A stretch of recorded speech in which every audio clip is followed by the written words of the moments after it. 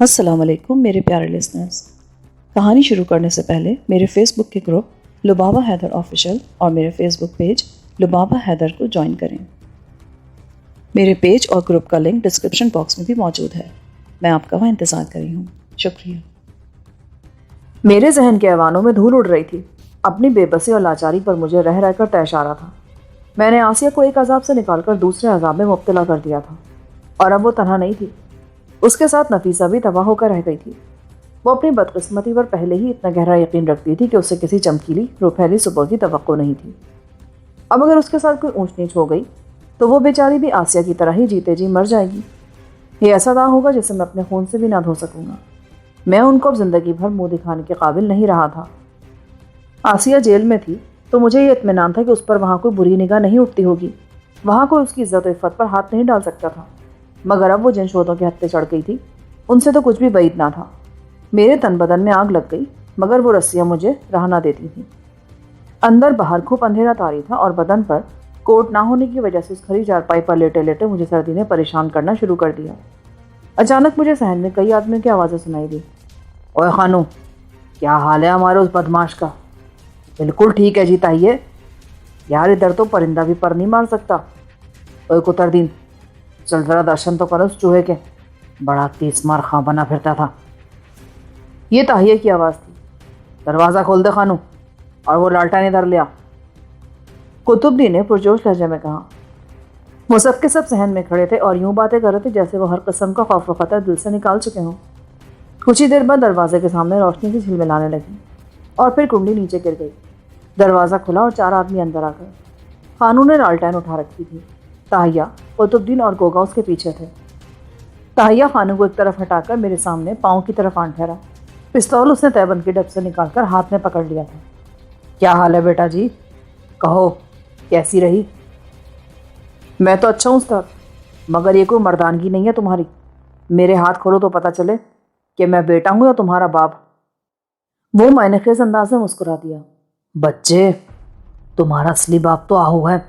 میں تو صرف تمہارا منہ بولا ڈیڈی ہوں. ڈیڈی نہیں، ڈیڈا کہو، ڈیڈا. ڈیڈی تو اتنی سی چیز ہوتی ہے، یہ پور بھر. یہ قطر دین تھا. وہ پہلو کی طرف کھڑا تھا. اس کی یہ بات سن کر گوگا کھلکھلا کر ہنس دیا، مگر آہو کا نام سنتے ہی میرا مغز الٹ گیا تھا. میں ایک جھٹکے سے اوپر اچھلا تو تاہیہ سٹ پٹا کر ایک قدم پیچھے ہٹا. اس آہو سے کیا تعلق ہے تمہارا؟ اس خنزیر کے پتر سے کیا واسطہ ہے تمہارا؟ بڑا واسطہ ہے بچے. ہمارا تو پیر استاد وہی ہے. آبی کو میں نے اس سے ملوایا تھا. اوہ، اب سمجھا. تو تم آبی اور آہو کے کہنے پر میرے پیچھے آئے ہو؟ آبی نہیں، صرف آہو کے کہنے پر. اس نے کہا ہے کہ تم اس کا 2 لاکھ روپیہ اور ہیرے واپس کر دو جو تم اس کے گھر سے چرا کر لے گئے تھے. بکواس کرتا ہے وہ. میں نے وہاں سے کوئی چیز نہیں چرائی. آبی اس بات کا گواہ ہے. تم بہت کاریگر ہو جیلانی، پر یاد رکھو اب تم ہمیں خراب نہیں کر سکو گے. تمہاری بہن آسیہ کو میں آہو کے قدمے دے آیا ہوں اور وہ تمہاری نفیسہ بھی ادھر ہی ہے. اور آہو بڑا دل گردے والا آدمی ہے. تم بکواس کرتے ہو تاہیہ، پر یاد رکھو یہ سودا تمہیں بہت مہنگا پڑے گا. مہنگا تو خریدا ہی ہے ہم نے. ہم تینوں کو زخمی کر دیا تم نے، اور جب ہم آہو صاحب سے ملے تو معلوم ہو کہ گردن کا داؤ تم اور صرف تم ہی جانتے ہو. اگر آج تم ادھر نہ پہچان لیتا نا تو مجھے زندگی بھر افسوس رہتا. اب کیا چاہتے ہو؟ کچھ بھی نہیں، بس وہ 2 لاکھ روپیہ اور وہ ہیرے آہو کو واپس کر دو. ان کی ملکیت 24 لاکھ روپے ہے بچے، اور تمہاری آسیہ اور نفیسہ اب اس کے حرم میں ہے. تاہیہ کو میں یوں ہی عام سا بدماش سمجھا تھا، مگر اس کی باتیں سن کر میرے ہوش اڑ گئے. وہ بھی آہو کا حلقہ بگوش تھا اور آبی کو وہی اس کے پاس لے کر گیا تھا. اب وہ میری گردن دبا رہے تھے محض اس شک کی بنا پر کہ میں آہو کی الماری سے وہ مال نکال لایا تھا، حالانکہ میں نے وہاں سے صرف اپنی رقم ہی سروری بیگم سے واپس لی تھی. معلوم یہ ہوتا تھا کہ باقی سارا مال وہ ماشدہ اٹھا کر لے گئی تھی. اس نے مجھ سے رقم کا ذکر تو کیا تھا، پر اس نے مجھے یہ قطعاً نہیں بتایا تھا کہ وہاں سے وہ ہیرے بھی اٹھا لائی ہے. یہ نیا پہچان پڑا تھا، اور اب میں کسی بھی طرح انہیں یقین نہیں دلا سکتا تھا کہ وہ چیزیں میں نے نہیں بلکہ ماشدہ نے اٹھائی ہوں گی. کیا تم آبی سے ملے ہو؟ نہیں، وہ ہمیں نہیں ملا. اگر مل جاتا تو شاید تم یہ جھوٹ نہ بول سکتے. میں نے محسوس کیا کہ وہ یہ بات کہتے ہوئے مجھ سے آنکھ نہیں ملا رہا تھا. میں تمہیں کیسے یقین دلاؤں تاہیہ کہ میں نے صرف اپنی ہی رقم سروری بیگم سے لی تھی؟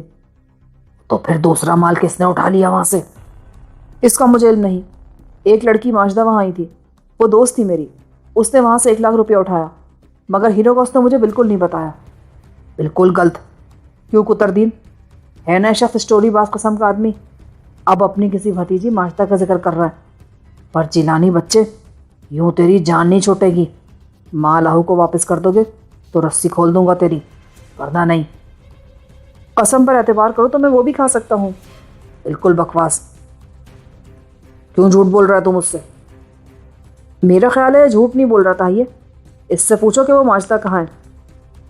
مجھے نہیں معلوم کہ وہ کہاں ہے, مگر اسے ابھی بھگا کر لے گیا تھا. یہ بک نہیں ہوئے, ابھی ایسا آدمی نہیں ہے. اس استری پر ہاتھ ڈالنا کفر سمجھتا ہے. نہ مانو, مگر مجھے تو یہی معلوم ہے. لیکن یاد رکھو تاہیے, اس آہو سے بھی کہہ دو کہ اگر آسیہ اور نفیسہ کو کوئی نقصان پہنچا نہ تو پھر قیامت آ جائے گی. جیلانی سے وہ بچ نہیں سکے گا. دھمکی مت دے استاد. ہمیں معلوم ہو چکا ہے کہ تو تنہا کام کرنے کا عادی ہے, اور ہمیں پتہ ہے تیرے پیچھے ایک تنکا بھی نہیں ہلے گا. تو اپنے دل سے یہ کڑفو نکال دے اور اپنا قصہ ختم جان. تاہیے نے پستول ڈب میں رکھتے ہوئے کہا. اچانک دروازے میں ایک لمبی تڑنگی دوہرے بدن کی عورت نمودار ہوئی. اے خانو, اب چل ادھر روٹی تو کھا لینا. آئے ہائے, یہ کسے باندھ رکھا ہے تو نے؟ مجھ پر نظر پڑتے ہی وہ گھبرا کر میرے پلنگ کے پاس آ ٹھہری. یہ جیلانی ہے بھابھی, نامی گرامی آدمی ہے. یہ پھانسی کی کوٹری سے بھاگ نکلا تھا. 50,000 روپے کا انعام مقرر اس کی گرفتاری پر. آئے ہائے, وہ کیسا سوڑا جوان ہے. اوپر یہ خون کیسا اس کے منہ پر, جیسے چاقو سے لکیریں ڈال دی ہو کسی نے. وہ جھک کر میرے چہرے کی خراشیں دیکھنے لگی. کار کے شیشے ٹوٹ کر یہ زخم لگا گئے تھے. بڑے کام کی شے ہے بھابھی یہ. بھون کر کھاؤ نا تو اور مزہ دے گا یہ. آئے ہائے, توبہ توبہ, کیسے ظالم لوگ ہو تم لوگ. باندھ کر مارتے ہو غریب کو. میرے ویر جیسی شکل ہے اس کی. چل جی, چھٹی ہو گئی. پرے دفعہ ہو جا صابری, ورنہ ایک جھاپڑ مار دوں گا تیرے. اور چل ادھر. خانو نے اسے دروازے سے کمرے کے باہر دھکیل دیا. اے مجھے کیا, کھو میں ڈالو اس کو. میں لعنت بھیجتی ہوں تم پر اور اس پر بھی. وہ بڑبڑاتی ہوئی باہر نکل گئی. تو اب کیا پروگرام ہے تاہیے یار جی؟ قطب الدین نے پوچھا. راترپ ڈال دو اس کے آگے. آہو صاحب کا حکم ہے کہ اس سے وہ رقم اور ہیرے لے کر ہم اسے پولیس کے حوالے کر دیں, تاکہ وہ اس کی گردن لمبی کر کے اسے گھر واپس بھیج دیں. ایسا نہیں ہوگا تاہیے, میری گردن کے لیے ابھی کوئی رستہ نہیں بنا استاد. اس آہو سے کہہ دینا کہ آسیہ اور نفیسہ پر آ جائیں نا تو پھر نہ مسند آرا رہے گی نہ سروری بیگم. اینٹ سے اینٹ بجا دوں گا اس کے گھر کی. دیکھا جائے گا بچے, ابھی تو ریسٹ کر ریسٹ, اور سوچ کے رکھ کہ پہلے مال دے گا یا جان. یہ کہہ کر تاہیہ اپنے ساتھیوں کو لے کر باہر چلا گیا. خانو نے دروازہ بند کر کے کنڈی لگا دی. باہر نکلتی تاہیہ دبی زبان میں بولا. خانو, سورت ذات کا کوئی اعتبار نہیں ہوتا. اپنی صابری کو میکے بھیج دے 8-10 دن کے لیے. وہ دروازے کے قریب ہی رک گئے تھے. خانو کا جواب میں نہ سن سکا. وہ ٹہلتے ہوئے آگے نکل گئے تھے. میرے چاروں طرف ایک بار پھر دبیز تاریکی چھا گئی. وہ مجھے بدترین انجام کی دھمکی دے گیا تھا. اس تاہیے کو آہو نے میری سرکوبی پر متعین کیا تھا. اس کی باتوں سے میں نے یہی اندازہ لگایا تھا کہ کچھ تو وہ اس ڈبگری کے قصے پر مجھ سے انتقام لینے کی طاق میں تھا. پھر وہ چونکہ آہو کا آدمی تھا اور اس نے اپنی ہر بات اسے بتا رکھی تھی, اس لیے آہو کو معلوم ہو گیا تھا کہ ڈبگری میں جس آدمی نے انہیں بے ہوش کر کے بے بس کر دیا تھا وہ جیلانی کے سوا اور کوئی نہیں ہو سکتا. آبی پر سے آہو کا اعتماد اٹھ چکا تھا. عین ممکن تھا کہ انہوں نے آبی کو پکڑ کر اسے بھی ذلیل و رسوا کر دیا ہو, کیونکہ تاہیہ جب اس کا ذکر کر رہا تھا تو اس کے چہرے پر عجیب سا معنی خیز تاثر ابھرتا نظر آ رہا تھا. سب سے زیادہ خوف مجھے اس بات پر ہو رہی تھی کہ آسمان سے گرا اور کھجور میں اٹکا کے مصداق میری وہ بدنصیب بہن آسیہ اور اپنی قسمت کی شاکی نفیسہ اب آہو کی گرفت میں آ چکی تھی, اور مجھے نہیں معلوم تھا کہ وہ انہیں کن ذلتوں سے دوچار کرے گا. وہ ایسا بدتنیت آدمی تھا کہ اس سے محض اس شک کی بنا پر کہ مجیدن کی ماں نے میری مدد کی تھی, اس کی دھان پان سی بیٹی کو اغوا کروا کر چکلے پر پہنچا دیا تھا, اور اب وہ نت اتروائی کے 20,000 روپے کی بھینٹ چڑھ کر ملیا میٹ ہو رہی تھی. کاش میں آسیہ کی طرف جانے سے پہلے اس بیچاری کو اس اذیت سے نجات دلا سکتا, مگر برا ہوا. میں اپنی اس منہ بولی بہن کی مدد کو پہنچنے کے بجائے خون کے رشتے کے پیچھے چل نکلا, اور نتیجہ یہ نکلا کہ میں نہ صرف آسیہ کو ایک نئی مصیبت میں پھنسا چکا تھا بلکہ اب نفیسہ کو بھی دوزخ میں جھونک دیا تھا. اس نفیسہ کو جو ایک صاف ستھری عمدہ قسم کی باعث زندگی گزار رہی تھی، اسے میں نے اس کے پرسکون گھونسلے سے نکال کر تقدیر کے اندھے تیر میں پرو دیا تھا۔ میں کتنی دیر تک وہاں اس پلنگ پر رسیوں کی گرفت میں بے بس پڑا اپنے حالات پر غور کرتا رہا۔ کوئی 1 گھنٹے بعد خانو اور قطب الدین دروازہ کھل کر اندر آئے اور میرے لیے کھانا لے کر آئے۔ لے سجنا، کچھ تو بھوجن کر لے، خانو کھائے اور اس کا قیدی بھوکا رہے، یہ نہیں ہو سکتا۔ اس کا ہاتھ نہ کھولنا خانو، یہ بڑی کتی شے ہے۔ قطب الدین نے خانو کو خبردار کرتے ہوئے کہا۔ لالٹین اس کے ہاتھ پہ موجود تھی۔ تو پھر کیسے کھائے گا یہ؟ میں اس کے ہاتھ کا مزہ چکھ چکا ہوں۔ یہ ایسی بدماش ہے کہ چٹکیوں میں آدمی کی بتی گل کر دیتا ہے۔ اچھا، یوں کر، اس کا بایاں ہاتھ کھول دے، یہ اس کا بازو زخمی بھی ہے، پٹی بندھی اوپر، شاید گولی لگ گئی تھی اسے۔ اب زخم تو بہتر ہے، میں دیکھ چکا ہوں، پھر بائیں ہاتھ سے کوئی کرتب بھی نہیں دکھا سکے گا۔ ہاں، یہ ٹھیک رہے گا۔ اسے تو نے تو مجھے ڈرا ہی دیا تھا، میں سمجھا خاص قمچی مارتا ہی ہے۔ خانو نے آگے بڑھ کر میرے بائیں ہاتھ کو صرف اتنا سا کھولا کہ میں لقمہ توڑ کر منہ تک لے جا سکتا تھا۔ بڑی مشکلوں سے وہ کھانا میں نے زہر مار کیا۔ مرغی کی ایک ٹانگ اور کچھ اچھی اچھی بوٹیاں رکابی میں رکھی تھیں۔ میں سمجھ گیا کہ وہ صابری کی نوازش ہے، کہ وہ مجھے اپنے ویر جیسا سمجھتی تھی، مجھ پر ترس کھاتی تھی۔ کھانا کھا کر میں نے پانی پیا تو خانو بولا، اور کچھ؟ مجھے کچھ سگریٹ دے دو تو مہربانی ہوگی تمہاری۔ ابے نہیں یار، اسے سگریٹ مت دینا خانو، بڑی پلیز چاہیے، سگریٹ سے رسی جلا کر ہی اپنے جکڑ بند کھول لے گا۔ تو ٹھیک کیا تھا یار، مجھے معاف کرنا سجنا جی، سگریٹ نہیں مل سکے گا۔ یہ کہہ کر خانو باہر جانے لگا تو قطب الدین بولا، تیرے کوٹ میں رکھی ساری چیزیں محفوظ ہیں پیارے، جب تو تختے سے اترے گا اور تیری گردن لمبی ہو چکے گی تو ہم وہ ساری چیزیں تجھے واپس کر دیں گے، اور وہ نقدی میری طرف سے اپنی بہن کے نہ تو تروائی کے عوض رکھ لینا۔ میں نے غضبناک لہجے میں کہا۔ قطب الدین نے پلٹ کر تڑاک سے میرے منہ پر ایک تھپڑ جڑ دیا۔ زبان کاٹ دوں گا سالے تیری، دیکھو بچہ، خنزیر کی اولاد۔ وہ بس ہوئے قطب الدین یار، او تو گرمی کھا گیا، او لعنت بھیج اس پر، بندھا ہوا یا مرا ہوا برابر ہی ہوتا ہے۔ یہ کہہ کر خانو قطب الدین کو کھینچ کر باہر لے گیا۔ میرا گال سنسنا کر رہ گیا۔ اس رات میں دل سے چاہتا تھا کہ پولیس آ جائے، میری تلاش میں وہاں تک آن پہنچے اور مجھے پکڑ کر ان کتوں کی گرفت سے نجات دلا دے۔ میری مایوسی جب حد سے زیادہ بڑھی تو میری آنکھوں سے آنسو بہہ نکلے۔ میں رو دیا۔ ہاں، میں غلام جیلانی، ایک تنومند خونخوار صفت غلام جیلانی، اس رات کے پہلے پہر کے دیگر سناٹے میں امنڈ کر آنسو بہاتا رہا کہ میری بے بسی دیدنی تھی۔ مجھے نیند نہیں آ رہی تھی اور وقت آہستہ آہستہ سرک رہا تھا۔ چاروں سو بھیانک سناٹا طاری تھا۔ مجھے معلوم تھا کہ خانو نے باہر دروازے پر تالا ڈال دیا تھا۔ وہ مجھے کوئی موقع نہیں دینا چاہتے تھے۔ ابھی تک انہوں نے مجھ پر کوئی تشدد نہیں کیا تھا۔ شاید وہ آہو کے مزید احکامات کے منتظر تھے جو مجھ سے 2 لاکھ روپے اور ہیروں کی واپسی کا مطالبہ کر رہا تھا۔ مجھے معلوم تھا کہ وہ میری کسی بات پر بھی یقین نہیں کریں گے اور مجھ سے سچ اگلوانے کے لیے مجھ پر ہر طرح کے نرم گرم ہتھ کنڈے آزمائیں گے۔ میری جیب سے انہیں 60,000 روپیہ تو مل گیا تھا۔ میرا پستول بھی ان کے ہتھے لگ گیا تھا۔ میری اسٹین گن شاید انہیں نہ مل سکی کیونکہ وہ کار کی سیٹ کے نیچے تھی، مگر 2 لاکھ روپیہ اور ہیرے میرے بس کی بات نہیں تھی، اور مجھے نہیں معلوم تھا کہ وہ ماجدہ کہاں ہیں۔ یقیناً وہ ہیرے اسی کے پاس ہوں گے۔ اس خبیث گھنی عورت نے مجھے ایسی مصیبت میں پھنسا دیا تھا کہ اس سے گلو خلاصی کی کوئی صورت مجھے نظر نہیں آتی تھی۔ میرا خیال تھا کہ آدھی رات گزر چکی تھی۔ میں ابھی تک جاگ رہا تھا۔ مجھے محسوس ہو کہ کسی نے دروازے کے تالے پر ہاتھ ڈالا ہے۔ میری تمام تر توجہ دروازے پر مرکوز ہو گئی۔ مجھے قطعاً اندازہ نہیں تھا کہ دروازے پر کون ہے۔ پھر مجھے احساس ہوا کہ تالا کھل گیا ہے، مگر ابھی کنڈی کوئی شخص کھول ہی رہا تھا کہ مجھے دھپ کی سی آواز سنائی دی اور اس کے ساتھ ہی بھیانک چیخ صحن میں گونجی، تیری یہ جرت!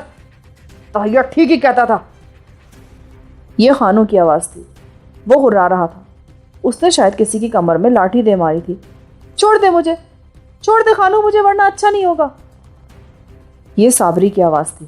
گشتی اس وقت اٹھی ہے، تیرا تو میں خون پی جاؤں گا۔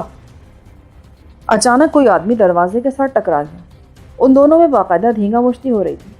صابری بری طرح ہانپ رہی تھی اور اس نے شاید خانو کے کسی نازک حصے کو گرفت میں لے لیا تھا، کیونکہ اب وہ بری طرح چیخ رہا تھا اور ساتھ ساتھ دہائیاں بھی دے رہا تھا، او چھوڑ دے مجھے، او میں مر گیا۔ یہ کہتے ہوئے اس نے ایک بھیانک چیخ ماری اور اس کے ساتھ ہی کنڈی کسی نے کھول دی۔ اب میرے سامنے صابری کھڑی تھی۔ وہ اندھیرے میں میری رسیاں ٹٹول رہی تھی۔ مگر ابھی وہ کچھ کہہ بھی نہ پائی تھی کہ 3 آدمی آندھی طوفان کی طرح کمرے میں گھسے اور صابری کو بالوں، بازوؤں اور ٹانگوں سے پکڑ کر گھسیٹتے ہوئے باہر لے گئے۔ انہوں نے دروازے سے باہر نکلتے ہی اس پر لاتوں، مکوں اور تھپڑوں کی بارش کر دی۔ وہ بیچاری اب بری طرح چیخ رہی تھی، اور میں نے کہا بھی تھا خانو، عورت ذات پہ بھروسہ نہیں کیا جا سکتا، اور یہ گدھا نہیں مانا، تاہیہ نے ہانپتے ہوئے کہا۔ انہوں نے صابری کو مار مار کر چند ہی لمحوں میں ادھواں کر دیا تھا۔ اور چلو ڈال دے اس چڑیل کو ان ڈنگروں کے کوٹھے میں، باندھ دے اس کے ہاتھ پیر، سی گشتی عورت ہے یہ، تاہیہ نے خانو کی طرف متوجہ ہوتے ہوئے کہا۔ وہ دروازے کے سامنے اوندھے منہ گرا تھا۔ ان دونوں کو وہاں سے اٹھا لینے کے بعد تاہیہ لالٹین لے کر اندر آیا۔ قطب دین اور گوگے نے میرے تمام جکڑ بند غور سے دیکھے، اور پھر جب وہ ہر طرف سے مطمئن ہو گئے تو تاہیہ میرے منہ پر زبردست قسم کا گھونسا مار کر بولا، تیری اس نئی بہن سے تو میں نے مٹ لوں گا سالے، اور تیرا بندوبست میں صبح آہو کے آنے پر کروں گا۔ یہ کہہ کر وہ میرے بال نوچتا ہوا باہر نکل گیا۔ ایک بار پھر انہوں نے دروازے پر تالا ڈال دیا، اور ایک بار پھر میری امیدوں کے جلتے ہوئے چراغ بجھ گئے۔ وہ پوری رات میں نے اسی گھوپ اندھیری کوٹری میں رسیوں میں جکڑی بندھی حالت میں چت لیٹ کر گزار دی۔ کبھی میں 2 گھڑی کے لیے سو جاتا، بدن میں اٹھتی تیز کٹیلی لہر مجھے فوراً جھنجھوڑ کر بیدار کر دیتی۔ سارا جسم اکڑ کر تختہ ہو گیا تھا، اور سردی نے میری حالت اور زیادہ ناگفتگو کر ڈالی تھی۔ ڈرتا میں اس بات سے تھا کہ اگر آہو صبح آ گیا تو کیا ہوگا۔ وہ اپنے ایک ایک زخم کا حساب مجھ سے لے گا۔ اس روز میں نے اور آبی نے اسرا اور سروری بیگم کو بہت ذلیل کیا تھا، ان کی ایک نہ چلنے دی تھی۔ صبح ہونے میں بھی پہر آدھ پہر باقی ہی تھا کہ مجھے کوٹری کے بائیں ہاتھ باہر کی طرف عجیب ٹھک ٹھک سی سنائی دی۔ وہ آواز ایسی تھی جیسے کوئی دیوار میں کیل ٹھونک رہا ہے۔ آہستہ آہستہ وہ آواز زیادہ واضح ہوگی۔ کوئی 15 منٹ بعد مجھے محسوس ہوا کہ میرے پاؤں کی طرف ہوا تیزی سے اندر آ رہی ہے۔ میں نے سر اونچا کر کے دیکھا، مگر اندھیرے میں مجھے کچھ بھی نظر نہ آیا۔ پھر کچھ مٹی نیچے گرنے کی آواز مجھے سنائی دی۔ ابھی میں کچھ سمجھ نہیں پایا تھا کہ مجھے اپنے پاؤں پر کسی کے نرم گرم ہاتھوں کا لمس محسوس ہوا۔ میں تڑپ کر رہ گیا۔ باؤ جی، باؤ جی، یہ صابری کی آواز تھی، دبی دبی گھٹی سی۔ صابری، یہ تم ہو؟ ہاں باؤ جی، میں ہوں۔ آپ کی خاطر میں نے بڑی مار کھائی ہے خانو سے، پر میں ظلم برداشت نہیں کر سکتی باؤ جی۔ کہتی ہوئی وہ میرے سر کی طرف آ گئی اور رسیاں ٹٹولنے لگی۔ اس کے ہاتھ میں چھوٹا سا چاقو تھا جس کا دستہ یہی کوئی انگلی بھر لمبا ہوگا۔ رات میں چاقو جیب میں ڈال کے نکلی تھی، پر خانو کا بیڑا غرق، اس نے مجھے مہلت ہی نہ دی۔ یہ کہہ کر اس نے میرے ایک ایک کر کے سارے جکڑ بند کاٹ دیے۔ میں تڑپ کر اٹھا اور اپنے ہاتھ پاؤں ہلا کر پلنگ سے اتر گیا۔ میں تمہارا کس منہ سے شکریہ ادا کروں صابری، تم نے مجھے بہت بڑی مصیبت سے بچا لیا۔ باؤ جی، ان کے ارادے نیک نہیں ہیں، وہ شاید آہو کے آنے کے بعد آپ کو پولیس کے حوالے کر دیں گے۔ باؤ جی، مجھے آپ پر بہت ترس آتا تھا۔ یہ سب کچھ تو نے کیوں کیا صابری؟ مجھے آپ کو دیکھ کر اپنا ویر یاد آ گیا تھا، اس کو بھی دشمنوں نے اسی طرح ایک ٹیوب ویل پر باندھ کر مار دیا تھا۔ کیا نام تھا تمہارے بھائی کا؟ اس کا نام عاقل تھا باؤ جی، بالکل آپ کی طرح تھا۔ میں اسے تو نہ بچا سکی، اسی لیے آپ کے پاس آ گئی، مجھے دیر ہو گئی تھی۔ دشمن کون تھے اس کے؟ مجھے بتاؤ۔ وہ جو ادھر جھنگ ضلع کے گاؤں قاضی چک میں رہتے ہیں، ایک کا نام رستم خان اور دوسرے کا راجو۔ انہوں نے ہماری زمین بھی چھین لی تھی۔ میرا ایک ہی ایک ویر تھا۔ اس خانو سے تمہاری شادی کب ہوئی تھی؟ کچھ نہ پوچھے جی، بس میں اس کے فریب میں آ گئی تھی، مگر یہ بہت برا آدمی ثابت ہوا۔ چوری چکاری مار دھاڑ اس کا پیشہ ہے باؤ جی۔ بس میں زندگی گزار رہی ہوں۔ مجھے بڑا دکھ ہوا تمہاری یہ حالت دیکھ کر۔ اگر میں زندہ رہا تو قاضی چک اور رستم خان کا نام مجھے یاد رہے گا، اور ان سے میں تمہارا حساب بھی ضرور لوں گا۔ یہ میرا تم سے وعدہ ہے میری بہن۔ اللہ آپ کی عمر خضر جتنی لمبی کرے باؤ جی۔ میں نے آپ کے جکڑ بند تو کاٹ دیے، پر دروازہ ڈنگروں کی کوٹری کا بھی بند ہے، اور اس کوٹری کا بھی۔ اب تو فکر نہ کر صابری، اب میں اکیلا ان جیسے 50 شودوں سے نمٹ سکتا ہوں۔ نہیں باؤ جی، ان کے پاس بندوق بھی اور پستولیں بھی۔ وہ تو ٹھیک ہے، میرا پستول بھی اس تاہیہ نے جیب سے نکال لیا تھا۔ میرے 60,000 روپے بھی ان کے قبضے میں ہیں، اور میری بہن اور اس کی سہیلی کو یاہو کے پاس چھوڑائے ہیں۔ یاہو کون ہے باؤ جی؟ خانو بھی اس کا ذکر کرتا رہتا ہے اور کہتا ہے کہ وہ بڑا آدمی ہے، اس کے ہوتے ہوئے کوئی اس کی ہوا تک بھی نہیں پہنچ سکتا۔ ہے وہ بھی ایک شودا، لاہور کا نامی گرامی غنڈہ ہے، پر شریف بنا ہوا ہے، وہی ان سب کو پناہ دیتا ہے۔ باؤ جی ایسا کریں، اس خانو کو کسی جگہ سے لمبی مار پٹوا دیں، ایسی مار جو اس کا مغز درست کر دے۔ یہ جب ہی ٹھیک ہوگا۔ ایک دن ایسا ضرور آئے گا صابری۔ تو یہ بتا، تو نے یہ دیوار کیسے کاٹی؟ ادھر ایک رمبی پڑی تھی، وہی میرے کام آ گئی۔ یہ لوگ کس جگہ سوئے ہوئے ہیں؟ یہ ساتھ کی کوٹری میں، اس دیوار کے پرے۔ ہاں باؤ جی۔ لاؤ وہ رمبی ادھر لاؤ، میں یہ دیوار کاٹتا ہوں۔ وہ جاگ گئے تو دیکھا جائے گا، تم رمبی ادھر لاؤ۔ یہ لے، بس کاٹ دیں یہ دیوار۔ پتہ نہیں باؤ جی، ادھر انہوں نے رات میں شراب بھی پی ہوگی، 3 بوتلیں تھیں ان کے پاس، ہو سکتا ہے وہ بے ہوش پڑے ہوں۔ یہ تو اور بھی اچھا ہے۔ یہ کہہ کر میں نے رمبی لے کر دیوار میں سوراخ کرنا شروع کر دیا۔ وہ بھربھری سی بے جان مٹی جلدی جلدی کٹنے لگی، اور کوئی 15 منٹ بعد میں دیوار میں اتنا بڑا چگاف ڈالنے میں کامیاب ہو گیا کہ اس میں سے اب میں بآسانی لیٹ کر گزر سکتا تھا۔ ٹھہرے باؤ جی، پہلے میں اندر جاتی ہوں۔ اس پگلی کو اپنی جان سے زیادہ میری جان کی فکر تھی۔ ایسی مخلص اور بے پایا اثار کی حامل عورت میں نے آج تک نہیں دیکھی تھی۔ اسے پتا تھا کہ وہ زہر ہے، مگر چاہتی تھی کہ وہ پہلے چکھ لے، تاکہ اگر موت آئے تو سب سے پہلے وہ اپنی جان کا نذرانہ اسے پیش کر سکے۔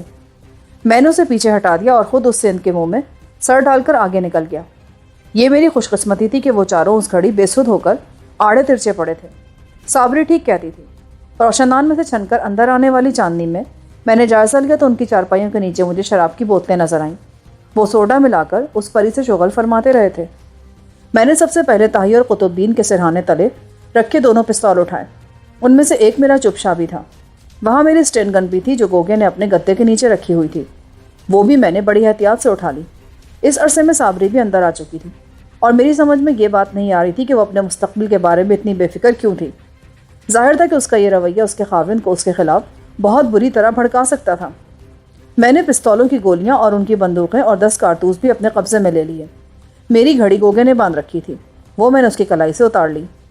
انہیں پوری طرح غیر مسلح کر کے میں نے صابری کو واپس اس کے کمرے میں بھیج دیا۔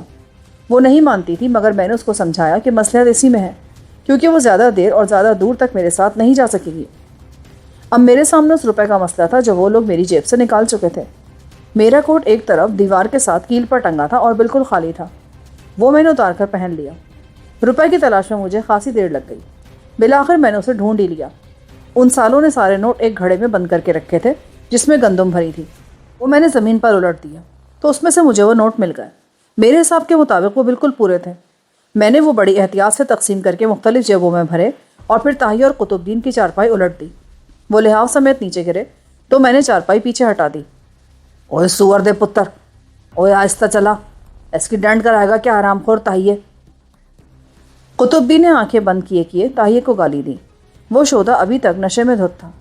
طاہیے نے کوئی جواب دینے کے بجائے قطب الدین کے گلے میں باہیں ڈال دی۔ وہ نشے میں بالکل ٹن ہو رہے تھے، ان سے الجھنا بیکار تھا۔ انہیں ان کے حال پر چھوڑ کر میں نے ان کا بھورا کمبل اٹھایا اور دروازہ کھول کر باہر نکل گیا۔ صحن میں نکل کر میں نے اس کمرے کی کنڈی کھول دی جس میں ڈھور ڈنکر بندے تھے اور جس میں صابری نے تمام رات اکڑو بیٹھ کر گزار دی تھی، اس حال میں کہ اس کے بدن پر ایک پتلی سی ریشمی قمیض اور گھسے پٹے کپڑے کی شلوار تھی۔ یہ اسی کا حوصلہ تھا کہ اس نے اس قسم پرسی کی حالت میں مجھے اس مصیبت سے نجات دلائی تھی۔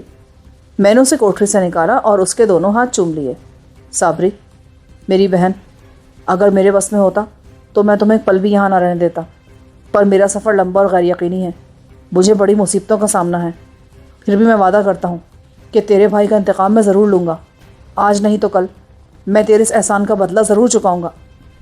آپ کیا بات کرتے ہو باؤ جی، آپ کے لیے تو میری جان بھی حاضر ہے۔ اس گاؤں کا نام سید پور ہے، یہ فیروز والا سے 11 میل دور ہے۔ وقت ملے تو ادھر ضرور آنا، میں سمجھوں گی میرا ویر مجھ سے ملنے آیا ہے۔ میں ضرور آؤں گا صابری، یہ لے، یہ 20,000 رکھ لے اپنے بھائی کی طرف سے، ایک ادنا سا نذرانہ۔ خانوں کو سمجھانا، کہنا میں اس کا دشمن نہیں اس کا بھائی ہوں۔ میرا نام یاد رکھنا، میں غلام جیلانی ہوں۔ اچھا ہے باؤ جی، یہ اچھا جوتا مارا آپ نے مجھے، اس کام کی مزدوری دے رہے ہیں آپ؟ صابری نے وہ روپے اٹھا کر دور پھینک دیے۔ میرا دل ٹوٹ جائے گا صابری، دیکھ مجھے مایوس مت کر، کبھی موقع ملا نا میں تجھے ادھر کئی مربع زمین خرید دوں گا۔ کہ روپیہ بہت ہے میرے پاس، اسے رکھ لے میری بہن، سمجھے تیرے بھائی عاقل کی طرف سے ہے۔ یہ کہہ کر میں نے زمین پر سے نوٹ اٹھا کر اس کے دوپٹے کے پلو میں ڈال دیے۔ وہ صبح کے پھیلتے اجالے میں مجھے دیکھ رہی تھی۔ روپے اس نے عاقل کا نام سنتے ہی ہاتھوں میں سنبھال لیے۔ اب وہ بہت مطمئن نظر آ رہی تھی۔ لے، یہ پستول رکھ لے اپنے پاس، اور یہ بندوق بھی کہیں چھپا دے، تیرے کام آئے گی کبھی، پر انہیں مت بتانا کہ یہ میں تیرے حوالے کر کے گیا ہوں۔ یہ کہہ کر میں نے اس کے ہاتھ ایک بار پھر چومے اور اس کے گھر کے کھلے آنگن کو عبور کر کے باہر نکل آیا۔ وہ گاؤں بڑی سڑک سے 5 میل دور تھا۔ وہ سارا سفر مجھے پیدل طے کرنا پڑا۔ سڑک پر پہنچتے ہی مجھے ایک تانگا مل گیا۔ اس میں 4 سواریاں پہلے سے موجود تھیں۔ میں بھی ان میں گھس کر بیٹھ گیا۔ وہ تانگا فیروز والا جا رہا تھا۔ سورج نکلنے سے بہت پہلے میں فیروز والا پہنچ گیا۔ لاہور کے لیے بس تیار کھڑی تھی۔ میں کمبل کے بکل مار کر اس میں سوار ہوا اور سب سے آخری سیٹ کے کونے میں دبک کر بیٹھ گیا۔ مجھے جلد از جلد لاہور پہنچنا تھا۔ میرے سینے میں آگ لگی تھی اور میں نتائج سے بے پرواہ ہو کر اس روز تہیا کر کے بادامی باغ کی طرف بڑھ رہا تھا کہ اگر آہو نے مجھے کسی ذلت سے دوچار کر دیا ہے تو یہ اس کی زندگی کا آخری دن ہوگا۔ میں اسے زندہ نہیں چھوڑوں گا، کسی قیمت پر بھی اسے زمین کے اوپر نہیں رہنے دوں گا۔ جب میں بادامی باغ جانے کے لیے راوی روڈ پر منٹو پارک سے ذرا ادھر اترا تو اس وقت صبح ہو رہی تھی اور زندگی بستروں سے نکل کر ابھی سڑکوں پر نہیں آئی تھی۔ میں لمبے لمبے ڈگ بھرتا سڑک پر چند ہی قدم چلا تھا کہ مجھے ایک ٹیکسی مل گئی۔ میں تیزی سے اس میں بیٹھا اور بادامی باغ جا پہنچا۔ جب میں نے بے دھڑک ہو کر آہو کے دروازے پر دستک دی تو چپ چاپ پر میری گرفت بہت مضبوط تھی۔ دروازہ کھلا تو میں یہ دیکھ کر حیران رہ گیا کہ میرے سامنے کبری کھڑا تھا۔ مجھ پر نگاہ پڑتے وہ یوں پیچھے ہٹا جیسے اس نے کوئی بھوت دیکھ لیا ہو۔ استاد تم؟ ہاں میں، غلام جیلانی۔ میں نے دروازے میں اندر گھس کر اس کے دونوں تختے اپنے پیچھے بند کر کے پستول کبری پر تانتے ہوئے کہا، قسم اللہ پاک کی استاد، میں بے گناہ ہوں۔ اس نے ہماری باتیں سن لی تھی۔ کبری نے سرگوشی کی۔ اور پھر بھی اس نے تمہیں اپنے جگہ دے رکھی ہے؟ مجھے بے وقوف بناتا ہے سالا۔ ایک جھوٹ گھڑ لیا تھا میں نے استاد، قسم اللہ پاک کی، میں نے اس کے سامنے تمہیں گالیاں شالیاں دے کر اپنی جان چھڑا لی تھی۔ وہ پیچھے ہٹتا رہا۔ میں اس کو پستول کی زد میں لے کر اس کی کوٹری میں جا گھسا۔ گھر کے ہر حصے میں مکمل خاموشی طاری تھی۔ شاید وہ سب لوگ ابھی تک سوئے ہوئے تھے۔ تو نے کس طرح اس کو اپنے بے گناہی کا یقین دلایا؟ میرا سب سے بڑا دشمن تو ہے کبری۔ یہ بات نہیں ہے استاد، مجھے اپنی ماں کی قسم، یقین کر میرا، میں نے کہہ کر جان چھوڑائی کہ میں دراصل تمہیں کسی نہ کسی طرح پھانس کر پولیس کے حوالے کرنا چاہتا تھا تاکہ انعام حاصل کر لوں۔ بس میری یہ بات اس کی سمجھ میں آ گئی اور اس نے اپنا دل میری طرف سے صاف کر لیا۔ یہ بتا، رات کو یہاں 2 عورتیں آئی تھیں، کہاں ہیں وہ؟ کون عورتیں؟ مجھے ان کے بارے میں کچھ نہیں معلوم۔ بکواس مت کر کبری، یہ میری زندگی اور موت کا سوال ہے۔ ان میں سے ایک میری بہن ہے اور دوسری اس کی سہیلی ہے۔ نہیں استاد، قرآن کی قسم، میں نے انہیں نہیں دیکھا، مجھے کچھ نہیں پتا۔ تم جھوٹ بولتے ہو کبری، ان کو 3 بدماش اٹھا کر یہاں لائے تھے۔ مجھے خود بتایا اس تاہیہ نے جو انہیں یہاں چھوڑ کے گیا تھا۔ وہ تاہیہ؟ وہ ادھر آیا تو تھا اور اس کے ساتھ 2 آدمی بھی تھے، مگر میں نے انہیں اس وقت دیکھا جب آہو صاحب انہیں خدا حافظ کہہ رہے تھے۔ لڑکیاں تو ان کے ساتھ نہیں تھیں۔ تو سیدھی طرح منہ نہیں کھولے گا بدماش۔ یہ کہہ کر میں نے اس کے قریب میز پر پڑی چھری اٹھا کر اس کی گردن پر رکھ دی اور اس کی نوک ذرا سی دبا کر میں نے اس کی ہنسلی کے قریب ایک لکیر کھینچ دی۔ خون کی ایک دھار سی وہاں سے پھوٹ نکلی، مگر وہ یوں بیٹھا رہا جیسے پتھر کا ہو چکا ہو۔ اس کی آنکھیں حیرت سے پھٹ گئی تھیں۔ بتا دے کبری، ورنہ اچھا نہیں ہوگا۔ مجھے کچھ نہیں پتا۔ یہ کہہ کر وہ میرے قدموں میں گر گیا۔ اپنا سر اس نے میرے پاؤں پر رکھ دیا۔ میں نے پاؤں کی ٹھوکر سے اسے پرے ہٹا کر بالوں سے پکڑ کر اوپر کھڑا کیا۔ آہو کہاں اس وقت؟ وہ یہاں نہیں ہے۔ رات 10 بجے وہ اپنی کار میں بیٹھ کر باہر چلا گیا تھا۔ میرا خیال ہے ابھی تک واپس نہیں آیا۔ باٹی بھی اس کے ساتھ گیا ہے۔ اور وہ سروری بیگم؟ وہ تو اوپر ہے۔ اور مسند آرا؟ وہ گاؤں چلی گئی تھی، کل صبح گئی ہے وہ۔ تو ٹھیک ہے الو کے پٹھے، ذرا اوپر کا دروازہ کھلا، میں سروری خانم سے بات کروں گا۔ ایسا نہ کرو استاد، میرا اعتبار جاتا رہے گا، میں پھر کبھی تیرے کام نہیں آ سکوں گا۔ مجھے اس سے ملنا ہے ابھی۔ اچھا تو تم یوں کرو، اندر کی طرف جو چھوٹی سیڑھی ہے نا، اس کی راہ سے اوپر چلے جاؤ، وہ سمجھے گی تم خود ہی اوپر آ گئے ہو۔ چل یوں ہی صحیح، وہ سیڑھی دکھا مجھے، مگر پہلے مجھے باندھ کر ڈال دو اچھی طرح، اور اسے کسی بھی طرح یہ دکھا دینا کہ تم نے مجھے باندھ دیا ہے۔ یہ لو، یہ رسی لو، باندھ دو مجھے۔ یہ کہہ کر اس نے چارپائی کے نیچے سے رسی کے گولا نکال کر مجھے دے دیا۔ یہ ڈرامے کا وقت نہیں ہے سالے، میرا 1 منٹ بہت قیمتی ہے، مجھے وہ راستہ دکھاؤ۔ کبری اٹھا اور اپنے کمرے کا پچھلا دروازہ کھول کر مجھے مکان کے عقبی برآمدے میں لے گیا۔ وہاں برآمدے کے گرد لوہے کا موٹا جنگلہ لگا تھا جو اوپر چھت تک اٹھا ہوا تھا۔ کبری مجھے اس برآمدے کی سیڑھی تک لے گیا کہ سیڑھی چڑھ جاؤ، یہ کمرے میں کھلتی ہے، اس کمرے سے آگے اس کی خوابگاہ ہے۔ میرے ساتھ چل کبری، ورنہ میں تیرا مغز توڑ دوں گا۔ میں نے اس کے منہ پر الٹے ہاتھ کر تھپڑ مارتے ہوئے کہا۔ وہ دیوار میں لگا تو میں نے اسے گریبان سے پکڑ کر آگے دھکیل دیا۔ اب وہ صورتحال کو اچھی طرح سمجھنے لگا تھا. اسے احساس ہو گیا تھا کہ اگر اس نے زیادہ ہچر مچر کی تو اس کی اور زیادہ پٹائی ہوگی. وہ چپ چاپ میرے آگے آگے چلنے لگا.